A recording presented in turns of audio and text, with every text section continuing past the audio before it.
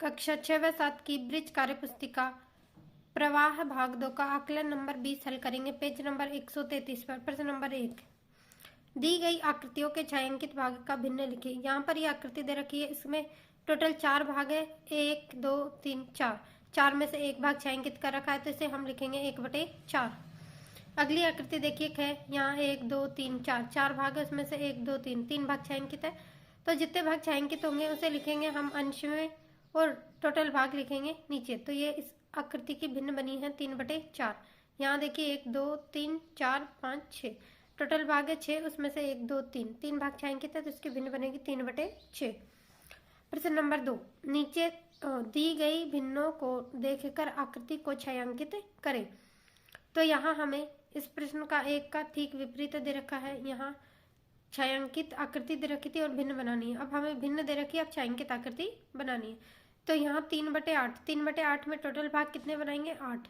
तो 1 2 3 4 5 6 7 8 8 भाग बना दिया, उसमें से 1 2 3 3 भाग को क्या कर दिया? छायांकित।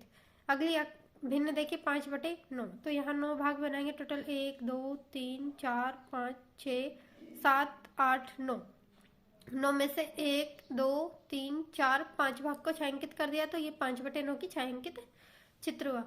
अगला देखिए गए में 4/7, तो 4/7 में टोटल भाग हम बनाएंगे 1 2 3 4 5 6 7 7, उसमें से 4 भाग छायांकित करेंगे 1 2 3 4 4 भाग हमने छायांकित कर दिए।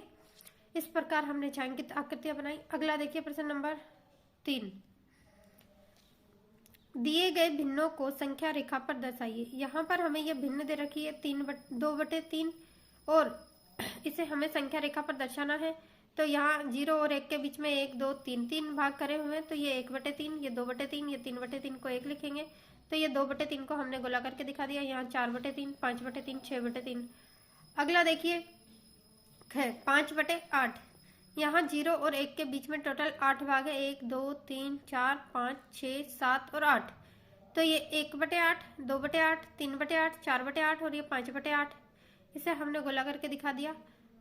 5/8, 6/8, 7/8, 8/8। तो 8/8 कट के हो जाएगा 1, 9/8, 10/8। इस तरह से हम आगे लिखेंगे।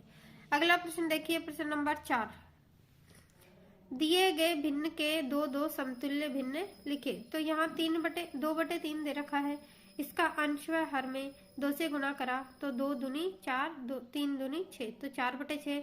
अंश व हर में 3 से गुणा करा तो 2 3 6 और 3 3 9, तो 4/6 और 6/9 हमने 2 समतुल्य भिन्न प्राप्त करी।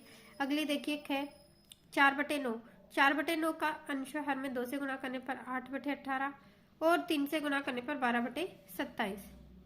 प्रश्न नंबर 5, नीचे दी गई आकृतियों को 2 बराबर भागों में बांटे और आधे भाग को छायांकित करें। तो यहाँ हमें प्रत्येक आकृति के 2 बराबर भाग करने हैं, तो हमने इसके 2 भाग करके 1 भाग छायांकित कर दिया। सभी आकृतियों में इसमें भी 2 भाग करे और 1 भाग छायांकित, इस आकृति में भी 2 भाग और 1 भाग छायांकित कर दिया। यहाँ भी बराबर 2 भाग करे, उसमें से 1 भाग छायांकित कर दिया। अगला प्रश्न देखिए प्रश्न नंबर 6, नीचे दी गई आकृतियों को 4 बराबर भागों में बांटे और चौथाई भाग को छायांकित करें। तो यहाँ पर ये 4 आकृतियां दे रखी है, इन चारों ही आकृतियों में हमें बराबर बराबर के 4 भाग करने हैं और चौथाई का मतलब होता है 1/4, मतलब 4 भाग में से हमें 1 भाग छायांकित करना है। तो